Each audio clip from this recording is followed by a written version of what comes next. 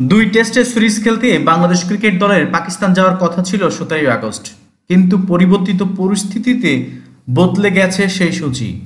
নতুন সূচি অনুযায়ী 12ই আগস্ট পাকিস্তানের বিমান ধরবেন নাজমুলরা। আগামীকাল রোববার টেস্ট সিরিজের জন্য দল ঘোষণা করা হবে। বিসিবির এক সূত্র সেটি নিশ্চিত করে বলেছেন আমাদেরকে।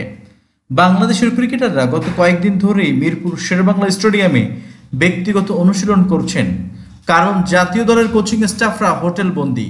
নিরাপত্তার ঝুঁকির কারণে মাঠে যাচ্ছে না তারা। তাই বাংলাদেশ দলকে আগেভাগে পাকিস্তান যাওয়ার প্রস্তাব দিয়েছে দেশটির ক্রিকেট বোর্ড পিসিবি। সেখানে ক্রিকেটারদের অনুশীলনের সব ধরনের সুযোগ সুবিধা দেওয়া হবে।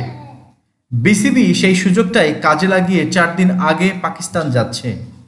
আগামী 21শে আগস্ট রাওয়ালপিন্ডিতে 2 ম্যাচ সিরিজের প্রথম টেস্টটি শুরু হবে।